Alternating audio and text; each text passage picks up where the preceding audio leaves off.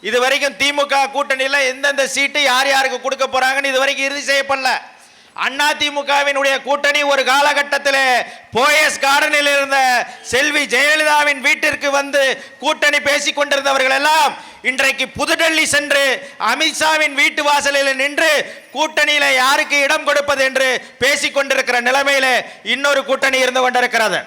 இதுல இன்னொருத்தர், நான் தான் புதுசா மாற்றத்தை கொண்டு வர போறேன், நான் தான் அடுத்த முதலமைச்சர், எங்களுக்கு 30% வாக்குகள் இருக்கிறது, 40% வாக்குகள் இருக்கிறது, நாங்கள் வெற்றி பெறுவது உறுதி என்று எல்லா ஊடகங்களும் பேசிக் கொண்டிருக்கிற நடிகர் விஜய் அவர்கள் இந்த களத்தில் நாம் தமிழர் கட்சி 117 பெண்களையும் 117 ஆண்களையும் தமிழ்நாட்டு மக்களுக்கு இலவசம் கொடுக்க மாட்டோம் என்கின்ற வாக்குறுதியை கொடுத்து ஒரு கட்சி தேர்தலை சந்திக்கிறது என்றால் அது நாம் தமிழர் கட்சி தான்.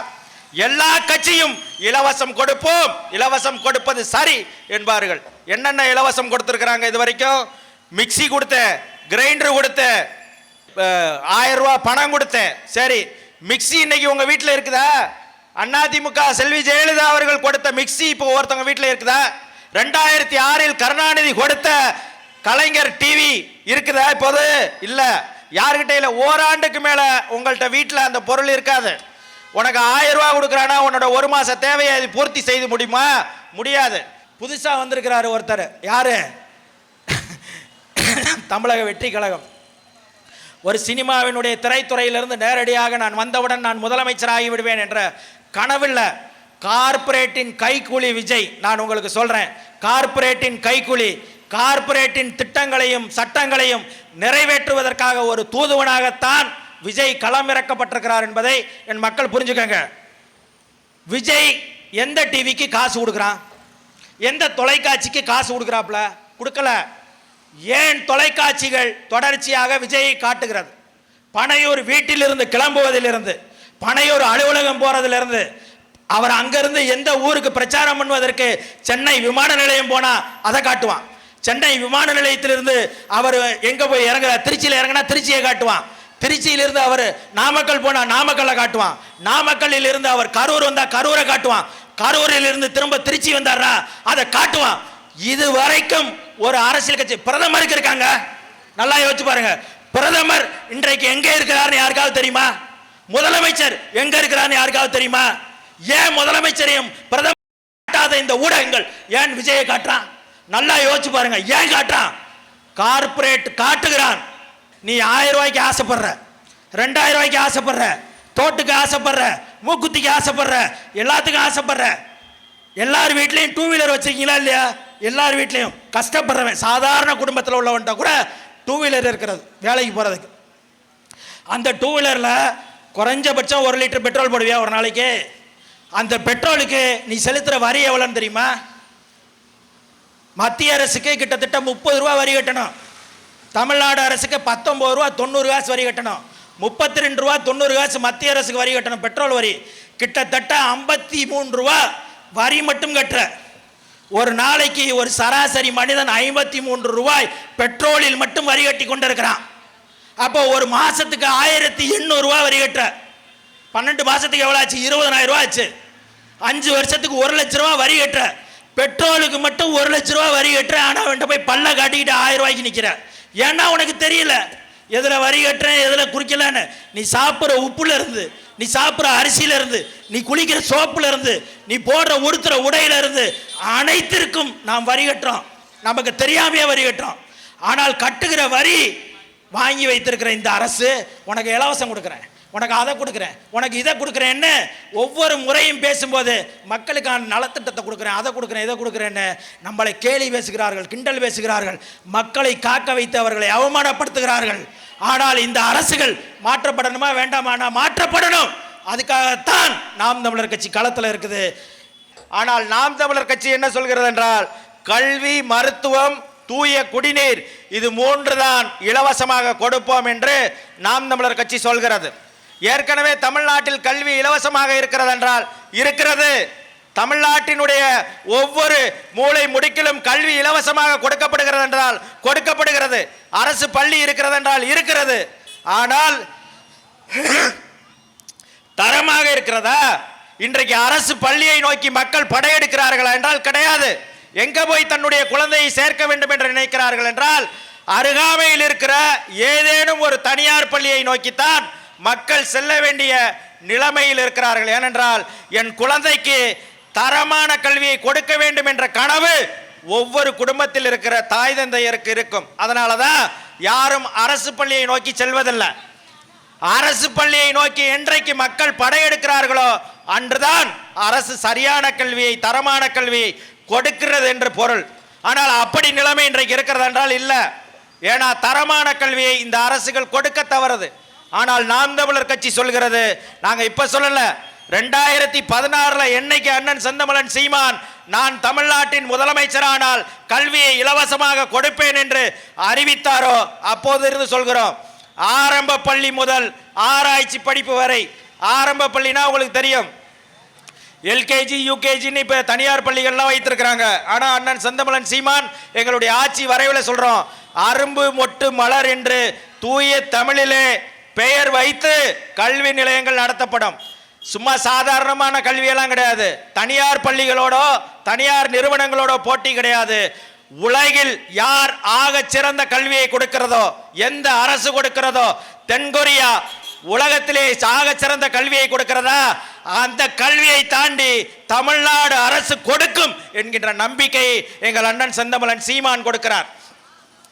தென்கொரியாவில் இருக்கிற படிக்கிற குழந்தை ஆக சிறந்த கல்வியை பெறுகிறதா, சிங்கப்பூரில் இருக்கிற குழந்தை ஆக சிறந்த கல்வியை பெறுகிறதா, பின்லாண்டில் இருக்கிற குழந்தை ஆக சிறந்த கல்வியை பெறுகிறதா, அதே உலக தரத்திற்கு கல்வி நிலையங்களை கட்டமைப்போம் என்று சொல்கிற ஒரு அரசியல் பேரியக்கம் நாம் தமிழர் கட்சி தான். இதுவரைக்கும் கட்சி தொடங்கின ஒருத்தனை அதை பத்தி பேசினதில்லை. ஆனால் இப்போது இருக்கிற எந்த ஊடகங்களும் அது குறித்து பேச மாட்டாங்க. அதே போல மருத்துவம்னா மருத்துவமனைகள் கட்டப்பட்டிருக்கிறது, மருத்துவமனைகள் இயங்குகிறது. இங்க இருக்கிற அரசு மருத்துவமனைக்கு நீங்க போனீங்கன்னா உங்களுக்கு தெரியும், அங்க முறையான மருத்துவம் கொடுக்கப்படுகிறது என்றால் கொடுக்கப்படாது. ஆரம்ப சுகாதார நிலையங்களுக்கு போனேன்னா ஒரே மாத்திரை தான் கொடுப்பான். நீ தலைவலின்னு போனாலும் சரி, காய்ச்சல்னு போனாலும் சரி, இருமல்னு போனாலும் சரி, ஒரே ஒரு மாத்திரை தான் கொடுப்பான். அந்த மாத்திரையை கொடுத்து சாப்பிடுன்னுவான். அதுக்கு மேல ஏதாவது வைத்தியம் பார்க்கணும்னு நீ நினைச்சனா பக்கத்தில் இருக்கிற அருகாமையில் இருக்கிற பெரிய ஆஸ்பத்திரிக்கு போங்க, நான் எழுதி வேணா கொடுக்குறேன்னு சொல்லி கொடுத்துருவார். ஒரு அவசர தேவைக்கு நீ உடல்நிலை சரியில்லை, ஒருத்தருக்கு நெஞ்சு வலி வந்துருச்சு, ஒருத்தருக்கு ஆஞ்சியோ பண்ணணும்னா அவர் என்ன பண்ணுவார்னா இங்க இருந்து அவரால் காப்பாற்ற முடியாது. அடிப்படை தேவைகளை பூர்த்தி செய்வதற்கு கூட இங்கே மருத்துவமனைகள் ஒவ்வொரு சட்டமன்ற தொகுதியினுடைய மிக முக்கியமான இடங்களில் கூட கிடையாது. ஆனால் அண்ணன் செந்தமிழன் சீமான் சொல்கிறார், உலக தரத்திற்கு மருத்துவத்தை கொடுப்பேன் என் மக்களுக்கு இலவசமாக. அதுவும் ₹1 மாத்திரை வாங்குறதா இருந்தாலும் சரி, 1 கோடி ரூபாய்க்கு அறுவை சிகிச்சை செய்வதாக இருந்தாலும் சரி, நாம் தமிழர் ஆட்சியிலே மருத்துவம் இலவசம் என்று அண்ணன் செந்தமிழன் சீமான் அறிவிக்கிறார். இப்படி ஏதாவது ஒரு கட்சி சொல்ல முடியுமா? சொல்ல முடியாது. திமுக காரங்களே சொல்ல முடியாது. ஏனென்றால் அண்ணா திமுக காரங்களும் சொல்ல முடியாது. ஏன்னா உங்களுக்கு தெரியும், கலைஞர் காப்பீடு திட்டம் இருக்கிறது, செல்வி ஜெயலலிதா பெயரிலே காப்பீடு திட்டம் இருக்கிறது, பிரதம மந்திரி பெயரிலே காப்பீடு திட்டம் இருக்கிறது, முதலமைச்சர் பெயரிலே காப்பீடு திட்டம் இருக்கிறது. இந்த காப்பீடு திட்டங்களின் மூலமாக யார் பயன்பெறுகிறார்கள்? அரசு பயன்பெறுகிறது. அரசு முறையாக சேவையை செய்கிறதா என்றால் கிடையாது. அது யாருக்கிட்ட கொடுக்கும்னா, நீங்க கலைஞர் காப்பீடு திட்டத்திலேயோ இல்லை முதலமைச்சர் காப்பீடு திட்டத்திலேயோ மருத்துவம் பார்க்கணும்னு நீங்க போனீங்கன்னா ஏதாவது ஒரு தனியார் மருத்துவமனைக்கு கொண்டு போய் சேர்த்துருவாங்க. தனியார் மருத்துவமனை இலவசமாக மருத்துவம் பார்க்குமா? 5 லட்சம் ரூபாய் வரை நீங்கள் இலவசமாக மருத்துவம் பார்த்துக் கொள்ளலாம் என்று அரசு அறிவிக்கும். 3 லட்சம் ரூபாய் வரை இலவசமாக பார்த்து கொள்ளலாம் என்று ஒரு அட்டை கொடுப்பான். உங்களுக்கு தெரியும், முதலமைச்சர் காப்பீடு திட்டம்னு ஒரு அட்டை இருக்கும். ஆனா அரசு அதுக்கான பணத்தை செலுத்தி விடும். யாருக்கு செலுத்தும்? தனியார் முதலாளிகள் நடத்துகிற மருத்துவமனைக்கு பணத்தை செலுத்தும் இந்த அரசு. ஆனால் அந்த பணத்தை வைத்துக் கொண்டு முறையான மருத்துவத்தை இந்த மக்களுக்கு கொடுக்கும் என்றால் கொடுக்காது.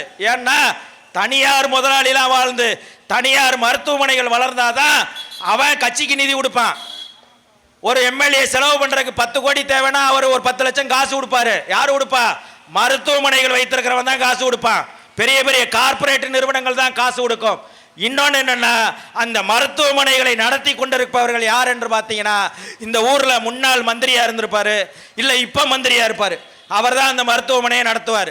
அந்த மருத்துவமனைக்கு காப்பீடு திட்டத்தை எழுதி கொடுப்பாங்க. இல்ல அந்த பகுதியில் இருக்கிற ஏதாவது எம்எல்ஏக்கு வேண்டியவர், மந்திரிக்கு வேண்டியவர், மாவட்ட செயலாளருக்கு வேண்டியவர்னு யாராவது ஒருத்தருடைய மருத்துவமனைக்கு தான் அந்த காசு புறம் போகும்.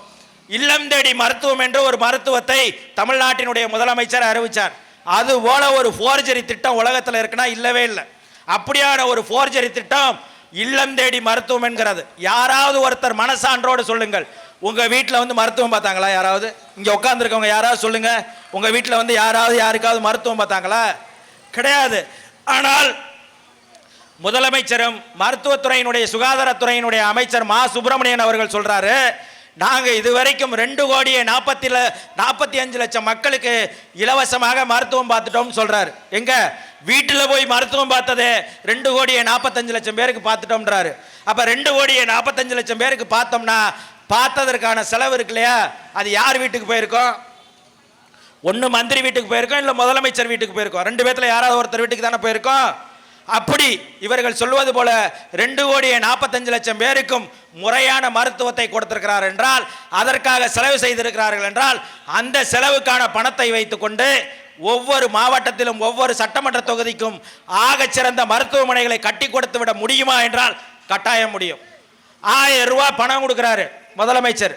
கிட்டத்தட்ட அவங்க சொல்றது போல 1 கோடி பேருக்கு நாங்கள் கொடுக்குறோம், 1 கோடி குடும்ப அட்டைக்கு கொடுக்குறோம்னா கூட 1000 கோடி ரூபாய் வேணும். அப்ப 1000 கோடி ரூபாயை வைத்துக்கொண்டு 1000 கோடி ரூபாய் காசு வேணாமியா, நல்ல கல்வியை கொடு, நல்ல மருத்துவத்தை கொடு என்று கேட்பதற்கு இங்கே மக்கள் தயாராக இல்லை. அப்படி என்றைக்கு மக்கள் கேட்கிறார்களோ அன்றுதான் இந்த அரசு சரியான மருத்துவத்தையும் சரியான கல்வியையும் கொடுப்பதற்கு தயாராவார்கள். 1000 கோடி ரூபாய் இருந்துச்சுன்னா மாசத்துக்கு எத்தனை பள்ளிக்கூடங்களை சரி செய்ய முடியும், எத்தனை மருத்துவமனைகளை புதிதாக கட்டி அங்க வேண்டிய அத்தனை அடிப்படை வசதிகளையும் ஏற்படுத்தி கொடுக்க முடியும் என்று பாருங்கள். 5000 ரூபாய் ஒவ்வொருத்தர் அக்கௌண்ட்லையும் போட்டோம். யாரு? முதலமைச்சர் சொல்றாரு, நீங்க காலையில எந்திரிச்சவனே பார்த்திருப்பீங்களே, உங்களுக்கு இன்ப அதிர்ச்சியாக இருக்குமே, 5000 ரூபாய் உங்க அக்கௌண்ட்டுக்கு வந்துச்சான்னு கேட்கிறாரு. அதுக்கு அவர்கள் செலவு செய்த தொகை மட்டும் 13,000 கோடி. 13,000 கோடி இருந்தால் எத்தனை மருத்துவமனைகளை கட்டமைத்திருக்க முடியும், எத்தனை அரசு பள்ளிகளை மேம்படுத்தி இருக்க முடியும், அரசு ஊழியர்களுக்கு முறையாக சம்பளம் போட்டிருக்க முடியும், எத்தனை அரசு ஊழியர்கள் போராட்ட களத்தில் நிற்கிறார்கள், ஆசிரியர்கள் போராட்ட களத்தில் நிற்கிறார்கள், மருத்துவர்கள் போராட்ட களத்தில் நிற்கிறார்கள், செவிலியர்கள் போராட்ட களத்தில் நிற்கிறார்கள்.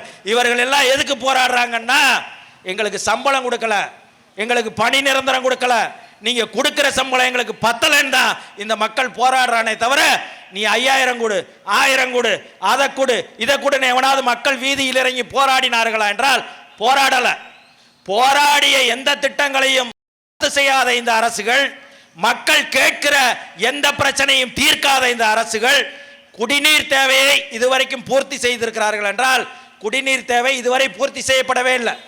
ஐயா அப்துல் கலாம் அவர்கள் உயிரோடு இருக்கும் போது சொன்னார், கிட்டத்தட்ட 800 கோடி மக்கள் உலகம் முழுவதும் இருக்கிறோம், 800 கோடி மக்களுக்கு வெறும் 100 கோடி மக்களுக்குத்தான் குடிநீர் இருக்கிறது என்றார். அப்படி பார்த்தீங்கன்னா இந்தியாவில் வெறும் 2% மக்களுக்குத்தான் குடிநீர் கொடுப்பதற்கான திட்டமே இருக்குது, அதற்கான நீரே இங்கே தான் இருக்குதுன்னு சொல்றாரு. அப்ப இன்னும் 10 ஆண்டுகள் கழித்து, இப்ப 2026 நிற்கிறோம், இன்னும் 5 ஆண்டுகள் கழித்தோ, இன்னும் 15 ஆண்டுகள் கழித்தோ இந்த நாடு வாழ்வதற்கு தகுதி இல்லாத நாடு, நீர் இல்லாத நாடு என்று இந்த மக்கள் இங்கிருந்து வெளியேறி செல்ல வேண்டிய நிலை இங்கே உருவாகக்கூடிய சூழல் இருந்து கொண்டிருக்கிறது. உங்களுக்கு தெரியும், ஏற்கனவே டெல்லியில் அறிவிச்சிட்டான், இங்கே மாசூடுகளோடு தான் காற்று மாசுபட்டுச்சு, தூய காற்று இல்லை. நிதியமைச்சர் அறிவிக்கிறார், கிட்டத்தட்ட 4000 கோடி ஒதுக்குறோம், மக்களுக்கு தூய காற்றை கொடுக்க போகிறோம் என்று.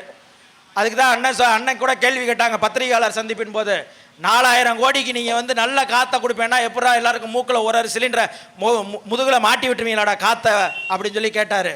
உண்மையிலேயே டெல்லியிலே காற்று விற்பனைக்கு வந்து விட்டது. என் மக்களே, டெல்லியில் வந்த காற்று விற்பனை தமிழ்நாட்டிற்கு வருவதற்கு எத்தனை வருடங்களாக போகிறது என்பதை மக்கள் சிந்தித்துக் கொள்ளுங்க. ஏனென்றால் இங்கே இருக்க எந்த ஆட்சியாளர்களுக்கும் மக்களை பற்றிய கவலை இல்லை. நாம் தமிழர் கட்சி அடிப்படை அமைப்பு அரசியல் மாற்றம், புதிய ஒரு தேசம் செய்வோம், அதை மக்கள் புரட்சியால் அதை உறுதி செய்வோம் என்கின்ற தலைப்பை வைத்து தான் நாங்கள் ஒவ்வொரு தேர்தலையும் சந்திக்கிறோம். சரி, அடிப்படை அமைப்பு அரசியல் மாற்றம்னா என்ன மாற்றம்? என்னென்ன மாற்றத்தை நாம் தமிழர் கட்சி கொண்டு வரணும்னு நினைக்குது? இந்த 3 இலவசம் கொடுத்துறோம். வேற என்ன மாற்றத்தை கொண்டு வரணும்னு நினைக்கிறது அப்படின்னு கேட்டீங்கன்னா, கிட்டத்தட்ட இந்தியாவினுடைய விடுதலையின் போது, அதாவது கிட்டத்தட்ட 75 ஆண்டுகளுக்கு முன்பாக இந்தியாவினுடைய மக்கள் தொகையினுடைய அளவு 30 கோடி இருந்தான். இன்னைக்கு 148 கோடி மக்கள் தொகை இந்தியாவினுடைய மக்கள் தொகை. அன்றைக்கு நாடாளுமன்ற உறுப்பினர்களின் எண்ணிக்கை 543ஆக இருந்தது. அதே 543 நாடாளுமன்ற உறுப்பினர்கள் தான் இன்று வரை இந்தியாவில் இருந்து கொண்டிருக்கிறார்கள். ஆனால் நாம் தமிழர் கட்சி என்ன சொல்லுதுன்னா, 543 நாடாளுமன்ற உறுப்பினர்கள் என்று இல்லாமல் 3 சட்டமன்ற தொகுதிகளுக்கு ஒரு நாடாளுமன்ற உறுப்பினர் வேண்டும் என்ற அடிப்படையை மாற்ற வேண்டும் என்று நாம் தமிழர் கட்சி நினைக்கிறது. எப்படி மாற்றுவீங்க? எங்களுக்கு அரசையும் வலிமைப்படுத்தி எங்கள் கையிலே ஆட்சி அதிகாரத்தையும் கொடுங்கள். நடக்குதா இல்லையான்னு பாருங்க. இன்னொன்று, பெண்களுக்கான இடஒதுக்கீட்டை நாங்கள் தான் பெற்றுக் கொடுத்தோம். பெண்களுக்கான சம பங்கீடை நாங்கள் தான் பெற்றுக் கொடுத்தோம். பெண்களுக்கான உரிமையை நாங்கள் தான் பெற்றுக் கொடுத்தோம். பெண்களுக்கான படிப்பை நாங்கள் தான் கொடுத்தோம்னு பீத்திக் கொள்கிற திராவிட கட்சிகள் இதுவரை தேர்தல் களத்தில் பெண்களுக்கென்று சரிவாதி இடத்தை கொடுத்திருக்கிறார்களா? இல்லை. இந்திய அரசியலமைப்பு சட்டம் சொல்கிற 33 விழுக்காடையாவது பெண்களுக்கு போட்டியிடுவதற்கான வாய்ப்பை இவர்கள் கொடுத்திருக்கிறார்களா என்றால் கிடையாது. ஆனால் நாம் தமிழர் கட்சி 117 பெண்கள் 117 ஆண்கள் என்று ஆணும் பெண்ணும் சமம் என்கின்ற அடிப்படையில் ஆண்களுக்கும் பெண்களுக்கும் சரிநிகரான இடங்களை கொடுத்து போட்டியிட வாய்ப்பு கொடுத்திருக்கிற ஒரே அரசியல் பேரியக்கம் நாம் தமிழர் கட்சி தான். பெண்களுக்கென்று தனி தொகுதிகளை உருவாக்குவோம் என்று நாம் தமிழர் கட்சி சொல்கிறது. பெண்கள் போட்டியிடுற இடத்துல ஒரு ஆண் போட்டியிடக்கூடாது. அப்படி பெண்களுக்கென்று பெண்கள் மட்டுமே போட்டியிடக்கூடிய தொகுதிகளை உருவாக்குவதற்காக நாம் தமிழர் கட்சியினுடைய தலைமை ஒருங்கிணைப்பாளர் எங்களுடைய ஆட்சி வரைவில் கொடுத்திருக்கிறோம். அதே போல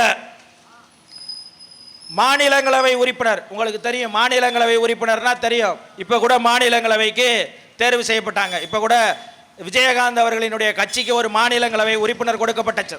அதே போல மாநிலங்களவை உறுப்பினராக நடிகர் கமலஹாசன் அவர்கள் மாநிலங்களவை உறுப்பினராக இருக்கிறார்.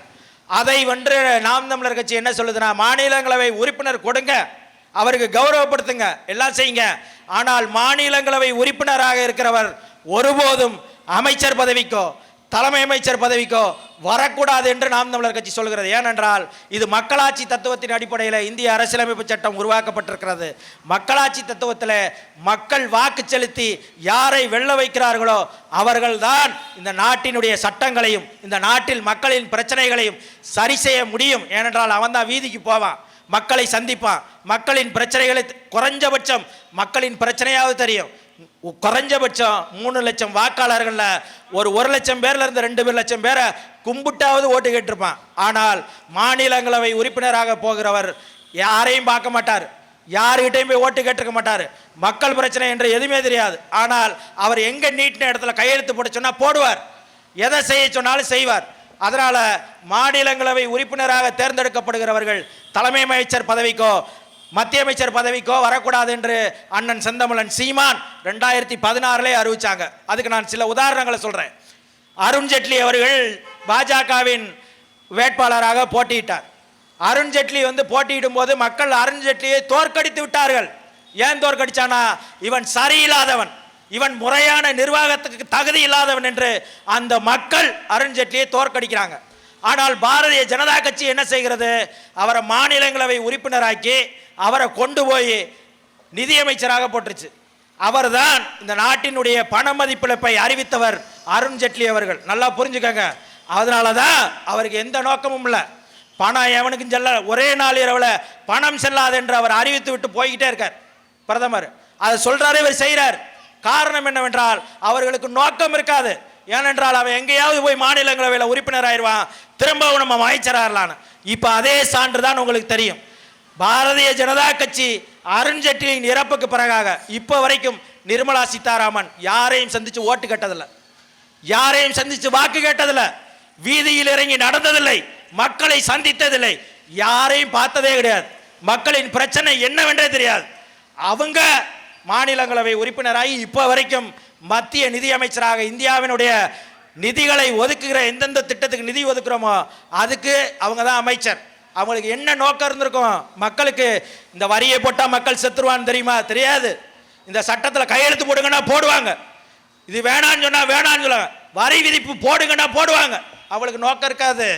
அதைத்தான் அண்ணன் செந்தமிழன் சீமான் தொலைநோக்கு பார்வையோடு மாநிலங்களவை உறுப்பினராக இருக்கிறவர் ஒருபோதும் அமைச்சர் பதவியை அனுபவிக்க கூடாது என்று அண்ணன் செந்தமிழன் சீமான் நாம் தமிழர் கட்சி பறைசாற்றுகிறது. அதே போல இன்னொரு உதாரணமும் சொல்றேன். காங்கிரஸ் கட்சியினுடைய பிரதம அமைச்சராக இருந்தவர் மன்மோகன் சிங் ஒரு முறை கூட தேர்தலை சந்திக்காதவர், ஒருத்தரையும் சந்திச்சு அவர் ஓட்டே கேட்கல. ஆனால் இந்திய நாட்டின் பிரதமராகி விட்டார்.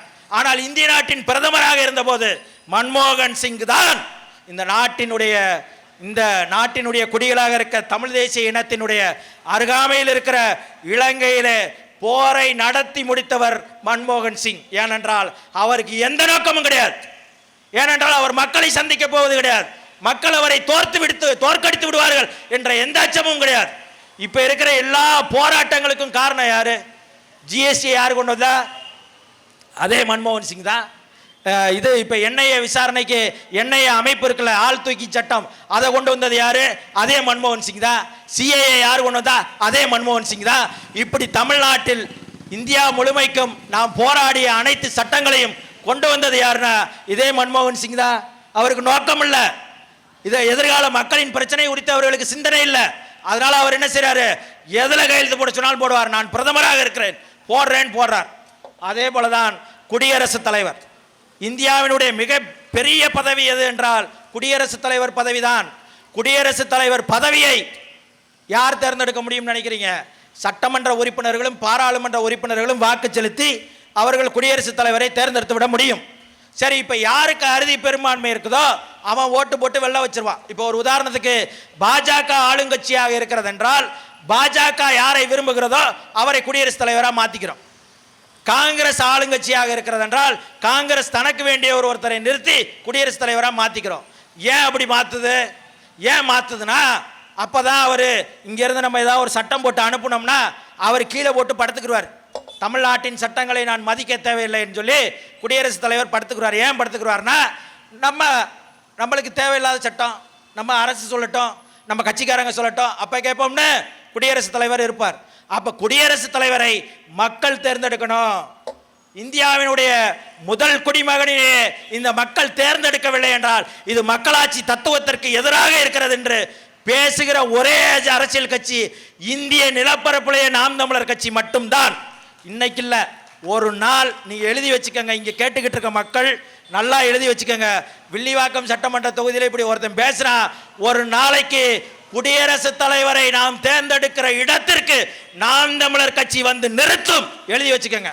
ஏன்னா நாம் தமிழர் கட்சிக்கு தான் கனவு இருக்கிறது, தொலைதூர பார்வை இருக்கிறது. இவன் கொடுக்கிற மாதிரி 1000 கொடுக்கிறது, 2000 கொடுக்கிறது, 2500 கொடுக்கிறது, ஓசி பஸ் கொடுக்கிறது, பொம்பளைங்களுக்கு இலவசம் கொடுக்கிறது, தோடு கொடுக்கிறது, மூக்குத்தி கொடுக்கிறது, அண்டா கொடுக்கிறது, குண்டா கொடுக்கிறது, பிரியாணி கொடுக்கிறது, கோட்டு கொடுக்கிறது, கூட்டத்துக்கு ஆள் சேர்க்கிறது என்று எந்த வேலையும் நாம் தமிழர் கட்சிக்கு கிடையாது. தத்துவத்தை சொல்வோம், கொள்கையை சொல்வோம், கோட்பாட்டை சொல்வோம், எங்களுடைய கனவு திட்டங்களை சொல்வோம். மக்கள் போட்டா போடுறான், போடலாம் போறான்னு 2016 இருந்து பேசிக்கிட்டு இருக்கோம். ஆனா 26 நாங்க உண்மையிலேயே சொல்லல, மிகப்பெரிய வரவேற்பை இந்த மக்கள் எங்களுக்கு கொடுத்து கொண்டிருக்கிறார்கள். ஒவ்வொரு சட்டமன்ற தொகுதியிலையும் எந்த பணமும் கொடுக்காம, எந்த வலிமையும் இல்லாமல், ஊடக பலம் இல்லாமல், எந்த மக்களும் எங்களுக்கு நாங்க நிறைய இடத்துல வாக்குச்சாவடி முகவர்கள் கூட போட முடியல. ஆனாலும் அந்த இடத்துல இந்த பிள்ளைகள் பேசுகிற அரசியல் தான் சரி, இவர்களுக்குத்தான் வாக்கு செலுத்த வேண்டும் என்ற எண்ணம் மக்களிடம் இருக்கிறதுனால தான் வந்து மக்கள் வாக்கு செலுத்திக்கிட்டு இருக்காங்கன்றத நம்ம பார்க்க முடியுது. 36 லட்சம் ஓட்டுங்க, 1 ஓட்டு 2 ஓட்டு இல்லை. என் மக்கள் மேன்மைக்குரியவர்கள், போற்றுதலுக்குரியவர்கள், அவர்கள் வணக்கத்துக்குரியவர்கள். நாம் தமிழர் கட்சியினுடைய சின்னம் முதல் பெட்டியில் கடைசியில் இருந்தாலும் சரி, 2வது பெட்டியில் இருந்தாலும் சரி, போய் தேடி போட்டிருக்கிறானா என் மக்கள் போற்றுதலுக்குரியவர்கள், மாற்றத்தை விரும்புகிற மக்கள்ன்றது எங்களுக்கு நல்லா தெரியுது. கார்பரேட்டுக்கு எதிரானவர்கள் நாம் தமிழர் கட்சியினர். காட்டுப்பள்ளி துறைமுகமா கூடாதுன்றோம். கல்ல அடிச்சு நொறுக்கி கன்னியாகுமரியிலிருந்து கேரளாவிற்கு துறைமுகம் கட்டுவதற்கு, அதானியின் துறைமுகத்திற்கு கடத்துகிறார்கள் என்றால் நாம் தமிழர் கட்சி ஓராண்டு காலம் போராடி கொண்டிருக்கிறது. எத்தனையோ போராட்டங்கள், கிட்டத்தட்ட 500 போராட்டத்தை கன்னியாகுமரி மாவட்டத்தில் மட்டும் நடத்தி இருக்கிறோம். எங்கள் அண்ணன் செந்தமிழன் சீமான் மட்டும் 5 முறை நேரடியாக போய் போராடிட்டு வந்தார். இந்த காட்டுப்பள்ளி துறைமுகத்துக்கு போராட்டம் நாம் தமிழர் கட்சி தான் செஞ்சுச்சு. இந்த பரந்தூர் விமான நிலையம் யாருக்கு கட்டான்? இங்க வாழ்ற என் மக்களுக்கு கட்டானா? கிடையாது. 5000 கோடியோ 10,000 கோடியோ 20,000 கோடியோ பரந்தூர் விமான நிலையம் எதற்காக கட்டான்? யார் பயணம் பண்ண கட்டுறான்? யாரு கட்டுறானா? கார்பரேட்டுகளுக்காக கட்டுறான். இந்த 4 வழி சாலைகள் 8 வழி சாலைகள் யாருக்காக போடப்பட்டிருக்குது? ஏன் ஊர் சாலையெல்லாம் போட மாட்டான்? ஊருக்குள்ள தெருவுக்குள்ள உள்ள சாலையெல்லாம் ஏன் போட மாட்டான்? அதுல நீ போவ. 4 வழி சாலையிலும் 8 வழி சாலையிலும் பணக்கார முதலாளிகள் கார்பரேட்டுகள் பயணம் பண்ணுவதற்காகத்தான். சரி, மக்களுக்கு போட்டானா என்ன மயக்கிடா வரி வாங்குற? எதுக்குடா ஒவ்வொரு இடத்துலையும் டோல்கேட் போட்டு 50 கூடு 100 கூடு 200 கூடுன்னு என்ன மயிருக்கு கேட்கிற? ஆனால் நாம் தமிழர் கட்சி சொல்லுது, நாங்க வந்த தமிழ்நாட்டில் ஒரு சுங்கச்சாவடி இருக்காதுன்னு அறிவிச்சு தேர்தலை சந்திக்கிற ஒரே கட்சி நாம் தமிழர் கட்சி. எவனாவது ஒருத்தனை தில்லி இருந்தா விஜயவோ ஸ்டாலினையோ எடப்பாடியவோ இங்க இருக்கிற எவனையாவது ஒருத்தனை சொல்ல பார்ப்போம். தமிழ்நாட்டில் ஒரு இடத்திலும் சுங்கச்சாவடி இருக்காது சொல்ல மாட்டான். ஏன்னா ஒவ்வொரு சுங்கச்சாவடியிலிருந்து ஒவ்வொரு மந்திரிக்கும் காசு போகுது, ஒவ்வொரு மாவட்ட செயலாளருக்கும் காசு போகுது, ஒரு சட்டமன்ற உறுப்பினருக்கும் காசு போகுது. அதனாலதான் அவன் எதை பத்தியும் கவலைப்படுறதில்ல. மக்களா கட்டிட்டு போறான் வரி அப்படின்னு. என் அன்பு தங்கை ரோஷினி அவர்களுக்கு நீங்கள் பெருவாரியான வாக்குகளை செலுத்தி அவரை சட்டமன்றத்திற்கு அனுப்பணும். ஏன் சட்டமன்றத்திற்கு ரோஷினி போகணும்னா, அவருக்குத்தான் பல வேதனைகள் இருக்கும், பல நோக்கம் இருக்கும். இந்த மக்களின் பிரச்சனைகள் இப்போ கூட தேர்தல் அறிவிப்பதற்கு முன்பாக கூட ஒரு இடத்துல வீடு இடிக்க போறாங்கன்னு சொன்னாங்க. எந்த சட்டமன்ற உறுப்பினர் ஆனவர் யாராவது வந்தாங்களா? முன்னாள் சட்டமன்ற உறுப்பினர் யாராவது வந்தாரா? ஏதாவது வார்டு செயலாளர், கவுன்சிலர், இங்கே உள்ள மாவட்ட செயலாளர், மந்திரி யாராவது வந்தாங்களா? வரல. ஆனால் என் தங்கை களத்திலே போய் நின்று அந்த மக்களுக்காக களத்திலே போராடியவர் என் தங்கை. ஒரு நாள் பூரா பிடிச்சி மகாலில் வச்சுட்டான், சிறை வச்சுட்டான். காரணம் என்னன்னா, மக்களின் வழி தெரிந்தவர் தான் நமக்காக சட்டமன்றத்தில் பேச முடியும். நீங்கள் வந்து 1000 ரூபாய் வாங்கிட்டு ஓட்டு போட்ட, 500 ரூபாய் வாங்கிட்டு ஓட்டு போட்ட, 2000 ரூபாய் வாங்கிட்டு ஓட்டு போட்ட, இலவசத்தை வாங்கிட்டு ஓட்டு போட்டேன்னா நீ ஓட்டை வித்துருவ, அவன் நாட்டை வித்துருவான். ஏற்கனவே நாடு 10,40,000 கோடி கடன் மு.க. ஸ்டாலின் வைத்திருக்கிறார். ஸ்டாலின் வந்து முதலமைச்சர் ஆகும்போது எவ்வளோ தெரியுமா கடனை? 5 லட்சம் கோடி. கிட்டத்தட்ட 4,70,000 கோடி இருந்துச்சு. 5 லட்சம் கோடின்னு வச்சுக்க. கிட்டத்தட்ட ஸ்டாலின் வந்ததற்கு பிறகு 5,5 லட்சம் கோடியை கடனாக வாங்கி வச்சிருக்கிறார். இது இலவசம்னு பீத்தல் வேற. இந்த இவங்களுக்கு ஊடகத்தில் பேசுறவன் எதையும் கேட்காத. தயவு செய்து நீ ஊடகத்தில் பேசுறதை கேட்டனா என்னோட நாடு வளர்ந்துருச்சுன்னு நினைச்சிருவேன். உண்மையிலேயே போய் பேசுறவன் எல்லாரும். அதனால 5,5 லட்சம் கோடியை கடனாக வாங்கி வைத்திருக்கிற இந்த ஸ்டாலின் இந்த மக்களுக்கு ஏதாவது செஞ்சிருக்கிறார்னா கிடையாது. இந்த 5 ஆண்டுகளில் இந்த நாடு கட்டி இருக்கிற வட்டி எவ்வளோன்னு தெரியுமா?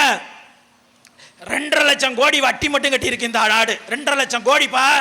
2,5 லட்சம் கோடி இருந்துச்சுன்னா எத்தனை மருத்துவமனைகளை கட்டியிருக்க முடியும், எத்தனை அரசு பள்ளிகளை மேம்படுத்தி இருக்க முடியும், இந்த மக்களுக்கான சாலை வசதி ஏற்படுத்தியிருக்க முடியும், குடிநீர் தேவைகளை சரி செய்திருக்க முடியும். 2,5 லட்சம் கோடியை உலக நாடுகளுக்கு வட்டியாக கட்டி கொண்டு பீத்துகிறது இந்த அரசு.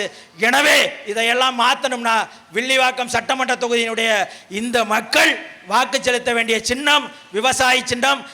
வெற்றி பெற்று சட்டமன்றத்திற்கு போக வேண்டிய வேட்பாளர் என் அன்பு தங்கை ரோஷினி அவர்கள் வென்று சட்டமன்றத்திற்கு போக வேண்டும் என்று வாழ்த்துகிறேன். என் தங்கை ரோஷினி உங்களுக்காக உண்மையும் நேர்மையுமாக இருந்து சட்டமன்ற பணியை ஆற்றுவார் என்று சொல்லி விடைபெறுகிறேன். தமிழ் தாய் வாழ்க, தலைவர் பிரபாகரன் வாழ்க, நாம் தமிழர்.